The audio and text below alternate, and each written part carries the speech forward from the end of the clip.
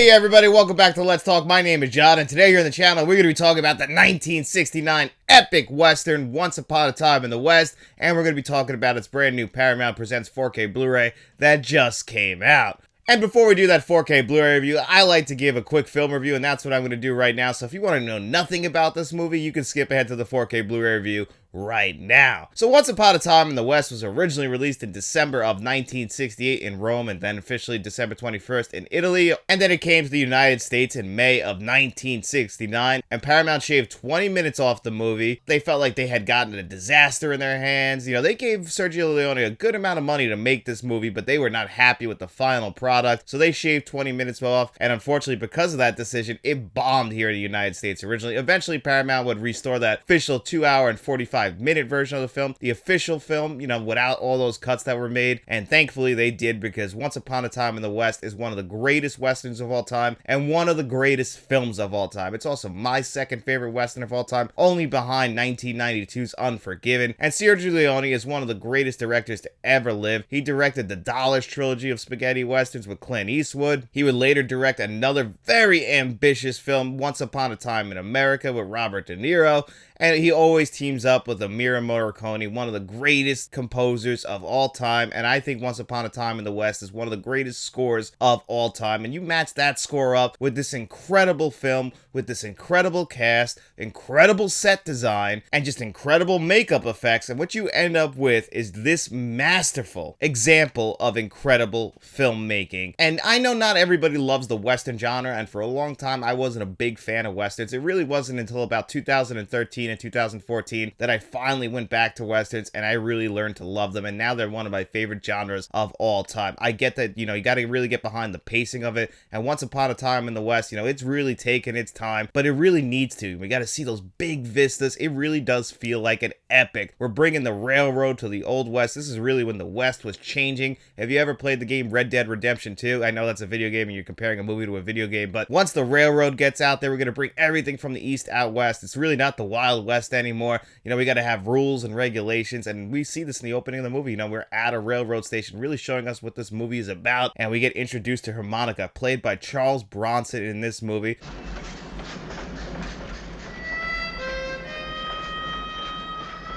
This railroad station, by the way, this beautiful set with the wood, just the way that they used to do things, the old looking railroad station, it feels like it's in the middle of nowhere. And, you know, we spend a lot of time with the opening credits. We just hear a windmill in the background, you know, a broken windmill with a squeak in it. And then we get this great epic scene with Charles Bronson and a few of these guys. And then, you know, that's always set up. It's just Charles Bronson's character in this movie of Harmonica, and we don't know too much about him. Then we're introduced to Henry Fonda's Frank in this movie. Henry Fonda never plays the bad guy. He even turned down the script, and then finally someone convinced him to do the movie, and he really got behind the role of being a villain. I mean, this is the guy from Casablanca and 12 Angry Men. You know, everybody knows Henry Fonda. He's Hollywood royalty. His family is Hollywood royalty. I mean, his kids are Peter Fonda and Jane Fonda. You see him in this movie, and you really believe that he is a villain. He originally showed up with a big bushy mustache, and he put brown contacts in over his baby blue eyes. But no, Sergio Leone is like, no, I need those baby blues. And then, you know, the thing that they do with the makeup effects in this movie, and what Sergio Leone concentrates on in a lot of his Western movies, is the makeup and the costume design. You know, one thing about American-made Western movies is they always feel clean. You know, they do sometimes feel like their sets. Obviously, they would get better in like the 1980s and 1990s with this, probably taking inspiration from movies like Once Upon a Time in the West and the Dollars trilogy, but we throw some dirt on them. There's dirt all over their hats. Their skin is all like sunburnt. You know, that's how it would be in the West. There's not much rain. It's the desert. So of course their skin is going to be sunburned. They're going to be dirty. They're not going to smell great. You know, you capture all that with the incredible costume design in this movie, the incredible makeup effects. Sergio Leone loves his close-ups on their eyes, so their skin is going to look all wrinkly and just, you know, worn down, very leathery. And that's just how it was. And I love that Sergio Leone pays attention to those little details that a lot of American directors making westerns at the time might not have. And, you know, it's just different styles. I'm not saying one's better than the other, but if you want a more authentic, realistic take, that's what they're able to capture in this movie. And one thing that Sergio Leone was always good at capturing, and the spaghetti western genre, the subgenre of westerns, was always good at doing as well. And then, of course, besides just having Henry Fonda in this movie and Charles Bronson, we also get Jason Robar, who is a fantastic, great actor. I was always introduced to this guy as an older man in movies like Parenthood and Philadelphia, but I mean, this is an Academy Award winner, again, Hollywood royalty, and he's fantastic in this movie. And honestly, he's my favorite character. You know, Charles Bronson, everybody actually is kind of operating in that gray area, except for maybe Frank. Frank's really out for himself, but really, he's the worst of them, and then obviously the best of them is played by Claudia Carradine. She's really the main character at the beginning of this movie. She marries this man in New Orleans, and you know, she's coming up a little bit after him. It's been a month. She shows up, and it turns out that her husband and his kids have been murdered, and you know, she's the one who inherits everything that he has, including this big ranch and everything that he was going for. And that's where the plot of this movie starts to unravel and what this movie is all about. And like I was saying earlier about the railroad and coming out there, railroad was going to be big business, and this guy was sitting on a lot of money, and he knew it too. And you know what? Now his wife, who, you know, has a certain career in the past that gets knocked around a lot in this movie, but you know what? She inherits everything, and of course she's going to get bullied by Frank and the guy who's supposedly pulling Frank's strings in this movie.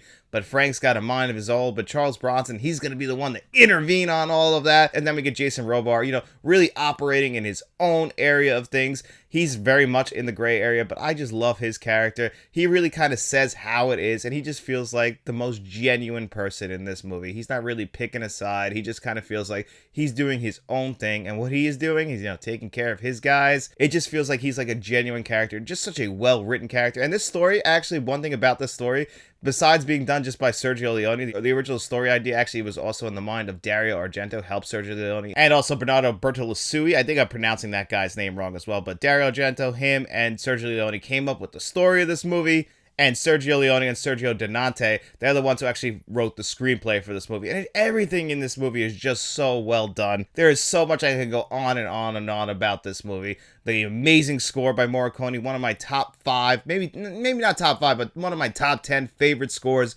of all time. There are so many great aspects of the score that I absolutely love.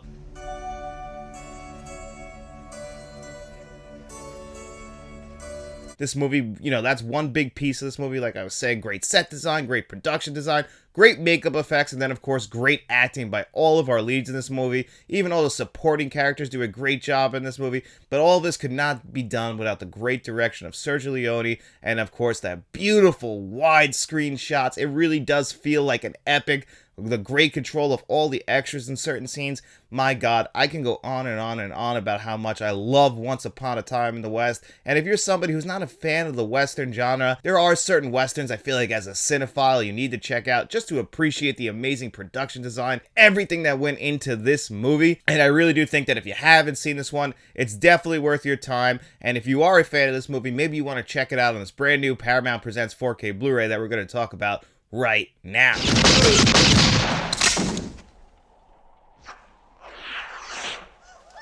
And here it is, Once Upon a Time in the West on 4K Blu-ray, courtesy of Paramount Presents. And I think I have finally figured out, guys, what Paramount Presents is going to be doing going forward. It looks like they're going to be releasing one of these movies every single month. You know, here for the month of May, we get Paramount Presents line, Once Upon a Time in the West. Now, this Paramount Presents line is released here in the United States, whereas in the UK, they got a different version of this, and it looks like they got a little bit more bells and whistles than what we got. They got some poster cards in there. They actually did get a poster, and it looks like their packaging is a little bit better. It looks like they gave the UK version a lot more love and care than what they gave the United States version. But my buddy Stuart George, he actually unboxed the UK version, and it does look really, really, really nice. But Paramount Presents, each and every single month, it looks like they're putting out one film. Like I was saying, for May, they put out Once Upon a Time in the West. Next month, June, they're going to be putting out Chinatown, another one of my all-time favorite films. And then for July, they're going to be putting out 1999's Alex Payne's Election, which was a pretty big surprise to me because Criterion did the last release of that. But Paramount Presents, you know, the movies that they're bringing to the line, I've actually really appreciated. This is another one that I bought this year, but they definitely did give some love and care to this one, and it starts right off with this amazing packaging. Like I was saying, maybe not as nice as the UK packaging, but we get the Paramount Presents, we get the original movie poster underneath their new box art design. When you come underneath, I love that they give us the clear case, because when you come inside, that means we get that interior box design like we used to get back in the day from Shout and Scream Factory with their interior box design. We get that brought back here with the Paramount Presents line. Those little details are something I really appreciate. Also, the individual disc design, that's another thing that I really appreciate. Those little attentions to details, because Paramount, when they release their regular 4K Blu-rays, they'll give us a black 4K Blu-ray disc, and then they'll give us a blue Blu-ray disc. So it feels like, they give us a little bit more extra with the Paramount Presents line, and I can really appreciate that. And for them to pack in the Blu-ray, I also really do appreciate that. I'm not 100% sure if this is the previously released Blu-ray or if this is a brand new Blu-ray that's packed in here with the brand new scan on it. Not 100% sure, but the audio track is exactly the same audio track. It is a DTS HD 5.1 track, and it's really very well done. Is it the greatest audio track I've ever heard? No, but it's still very well mixed. It was actually making great use of the channel, so I really do appreciate that. The dialogue, the way it was recorded and dubbed back in the day, that kind of comes in. You'll notice that it kind of feels like it's a little bit dubbed, and that makes a lot of sense if you've watched any spaghetti western, so that's not a big deal, but you'll notice that the audio just feels a little bit more isolated than it does. It doesn't feel as natural and out in the open world. It's a 1968 film. You could forgive all that as long as everything else sounds really crisp and clear. All the sound effects, no pops or whistles or anything like that. No issues at all with the DTS Master Audio 5.1. You got to give a little bit of grace. I've seen some other people's reviews on this who've got some review copies. You got to give a little bit of grace to a film like this. Again, it was shot back in the mid-60s. It was originally released in 1968, 1969. So the source material, some of that stuff probably isn't in the greatest shape. And that's why when we get to the visuals, I do have some issues, but I think some of it can be forgiven. Now, this does have some new extras on it, including a brand new audio commentary track, which is really awesome. You guys should definitely check that one out. You also get all the previously released extras, which basically are a bunch of featurettes that if you would have edited them together, it would make it one long documentary. But you get some great interviews on there, including stuff with John Carpenter, and I really appreciate that. The director of photography. Really a great deep dive into the movie. It just would have been cool if it was all edited together. And there's also a really cool new featurette that's about 5 minutes long, and it's Leonard Maltin talking about this movie. And I love hearing Leonard Maltin talk about movies. He actually does an intro for the Road Warrior on Mad Max. I just saw him the other day. He's in Gremlins 2, basically getting killed off by the Gremlins because he knocked Gremlins 1. So he's always game for this kind of stuff, and I love Leonard Maltin. He's one of my favorite film critics of all time. Just anyone who's passionate about film like I am, I always appreciate them. So all the extras that are included, maybe it's not a smorgasbord of extras, but I do really appreciate it. But speaking of a smorgasbord, I didn't bring this up when I was talking about the audio. There are so many different audio tracks and subtitle options. I'm going to bring that up every single time that I can. Paramount usually does this the best as long as they have them available to them. I really appreciate giving accessibility options to everybody so everybody can find this movie and we don't shut them out, whether it be through audio tracks or subtitles. I always appreciate that. Paramount did that here. But I know what people want to talk about. People want to talk about those visuals. And yes, the big thing that I heard about this movie was that they did use some DNR on it, and it is very obvious. This movie, again, shot in 1967, 1968 area, so it would definitely have a lot of film grain. And every time I've seen this movie, it's like kind of looked a little bit faded. I've never actually owned this movie on physical media, so I can't even compare it to the previously released Blu-ray because I don't own that, but I have seen it in some pretty rough shape. So this is definitely the cleanest it's ever looked, but they definitely did wipe some grain away. And when you get pretty close to the screen and you look at it, yeah, you could just see it. It makes it look like a waxy look. But again, this movie, with the way they have the close-ups as it is, their skin always looked leathery, intentional because of the makeup effects that they were using. So they already had like a glossy, sweaty look to them. And now certain scenes you might be like, okay, is that the DNR doing it? Or is that just by intention? But because they did wipe stuff clean, sometimes you're like, okay, that doesn't look as good as another scene. They also messed around with the color temperature. This is warmer than it's ever looked, in my opinion, given this movie has always looked a little bit warm, but it always looked very faded to me as well. And that was kind of part of the charm. And, obviously now they've cleaned it up so well. It does look the best it's ever looked, but there are times, and this just feels like a Paramount thing, it feels like they always like to warm things up and turn the saturation up a little bit. I talked about this on Mean Girls. You can notice it in Primal Fear. It just feels like that's their standard. Major League, I think this actually worked the best, and on this version so far, the more recent releases from Paramount, this is probably where it worked the worst, but I also know what they were going for. They're trying to clean this up the best they can, like I was saying. maybe the source material is not in the greatest of shape, and it's also still a 1969 film, so it's gonna look like a 1969 film. We don't want to modernize it too much, even though I do think that's what they were going for. And I don't really love the use of DNR. There are points where you can use DNR and just adjust certain things and try and get some of that grain out of there, but they definitely went a little bit too overboard with it. It's nothing like what we're talking about with True Lies or Aliens or anything like that. It's not an AI DNR. This is like the old-fashioned DNR, and I just think they went a little bit too overboard on it, but I understand a little bit more what they were going for. Again, I'm going to talk about Stuart George. He's pretty much said it the best. I just don't think this movie is ever going to look the greatest. I mean, I just feel like that's how it's going to be. And, you just got to appreciate it for what it is and how beautiful it does look and the way it was shot. And, we're not going to make this movie look like a modern film. And really, do you want it to look like a modern film? So, yes, it's not a perfect transfer visually, but I still do appreciate it. I'm still very happy with this 4K Blu-ray release. I think it's definitely something that you should pick up if you're a fan of the movie, because they do give you a lot of extras. That new audio commentary track, that new interview with Leonard Maltin, I really do appreciate that. The Blu-ray itself, when you compare it to the 4K Blu-ray, they are very similar. Actually, I think the DNR is more noticeable on the Blu-ray than on the 4K Blu-ray. The HDR and Dolby Vision are doing a lot more work on the 4K Blu-ray. I really do think that that is the definitive edition, but the Blu-ray is actually still pretty solid if you can look past those DNR issues.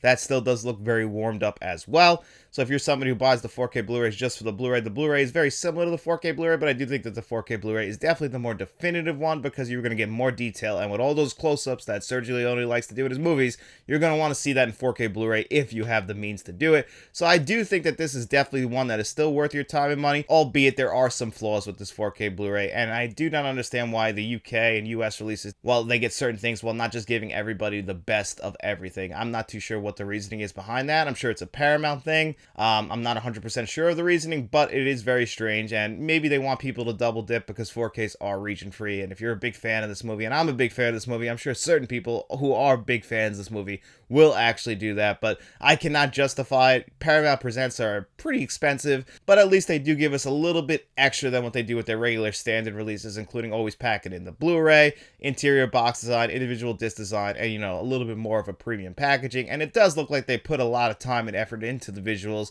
Even if they didn't quite stick the landing, it's something I could definitely still appreciate. But I could also see some people out there really loving the visuals on this one. Me, I'm more in the middle on it. I can see it from both ends, and it's really going to come down to personal preference. It's something we talked about with the James Cameron 4K Blu-rays. What do you want out of the 4K format? Everybody is a little different on this. It doesn't mean anyone is right or wrong, but some of us do appreciate the film grain, don't really like DNR, while other people can appreciate it. And you really can't knock it from either side. It's just really personal preference. So that's what it comes down to. Me, I would have liked them to use a little bit less DNR on this one. Try and get rid of that waxy look that does show up in certain scenes. There's other scenes you won't notice it at all, but it does become noticeable. And when you do notice it, for certain people, it might take you out of it a little bit. But, again, this is something that I'm looking for while I'm watching this movie. When I rewatch this movie next year, maybe I won't be paying attention as much, and I'll just take in the film for what it is, which is one of the greatest Westerns and one of the greatest films of all time. But overall, how would I rate this Paramount Presents 4K Blu-ray for Once Upon a Time in the West? I'm very happy with it. It's not the greatest release I've ever seen, but I'm so happy to have Once Upon a Time in the West in the collection with good packaging, good extras, good audio, and pretty good visuals. So I would rate this one on a score of 1 to 10.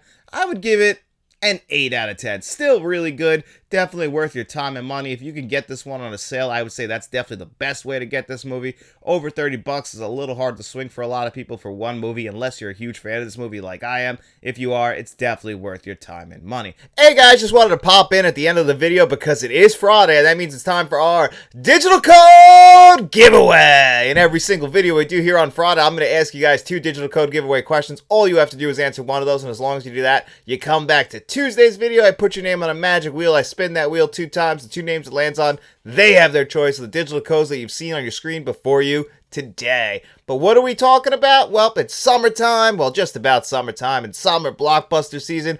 I want to know from you guys, what is your most anticipated summer blockbuster of 2024, or just any summer film, any movie coming out this summer that you're most looking forward to? And then, you know what? Physical media channel here. So I want to know from you guys, what is your most anticipated 4K Blu-ray coming out, or just regular Blu-ray in the next couple of months? We'll say through August. So whatever you're most anticipating in the summer blockbuster realm or in the physical media realm, let me know in the comments section below. And while you're down there, guys, don't forget to hit that like button, hit that subscribe button, turn notifications on, share this video if you could. And we also have channel memberships, so if you want to join the channel memberships, we have a friends of the channel tier, we have a producers tier where you're going to find John Doe Juggalo, Jason Martin, and Mr. Smelly Potato. We also have a directors tier, that's where you're going to find Frank from Frank's Media and Reviews. But if you got no money to throw our way, guys, don't you worry about it. We just appreciate you guys checking out this video, and all we hope is that you enjoyed it. And if you did, make sure you tell your friends about us, and then we'll be seeing you around.